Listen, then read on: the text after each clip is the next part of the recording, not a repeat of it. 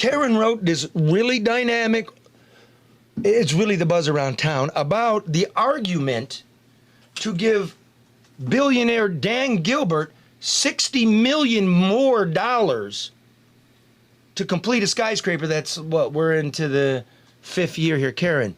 He got the land for $1. He got the land for $1, which was the historic Hudson site in downtown Detroit, a significant prime piece of property in an area, downtown Detroit, where he already owns more than 100 properties. He is the largest landowner in downtown Detroit. But it has been several years. Nothing has happened. He's already received $200 million in tax incentives and breaks, and now he is asking for $60 million more. I'm not upset with him for asking.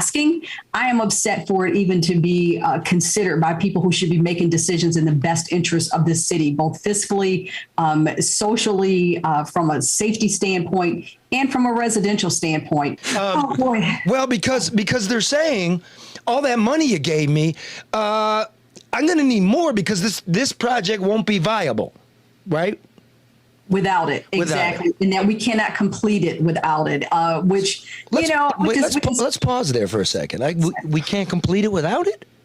Yeah, that's what one of his businessmen did an interview on Channel 7 and pretty much said, if you don't give us the money, then we're going to see what that does to the relationship that Dan Gilbert has with the city of Detroit. Oh, a shakedown, right?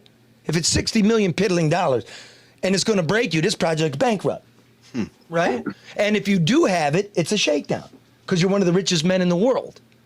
And no project in the Midtown downtown corridor has been done without the public's money. So, well, doesn't it cost more now too because they've taken so long building it? Well, you're supposed to lock your costs in your contracts. Yeah. But Karen, do they have an anchor tenant that we know of? Huh. We're not aware as to whether or not they have an anchor tenant.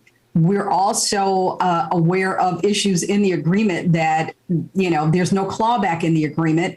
And if, in fact, there's nothing that states what it is that he's supposed to do. There are no blueprints. There's nothing that ties him to a definitive project. So he could put up a liquor store and still be compliant because there's nothing in there that says what it is exactly that he is going to do. And get his $260 million for a liquor store. That's really possible. Or whatever that he could. Now the project has already changed shape and form over the years. It's now shorter. They said that there were about 2,000 people working on the site. There was a drone interview done by one of the television stations. Clearly not 2,000 people doing anything. And Charlie, you and Red have both been on that site over the years. There's nothing going on there.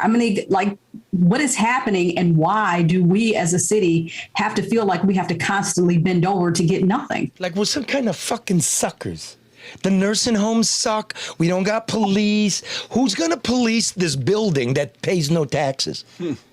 Right? Yeah. The mayor says it'll create 3,000 jobs. Okay, you're getting $6 million in this new ask a year.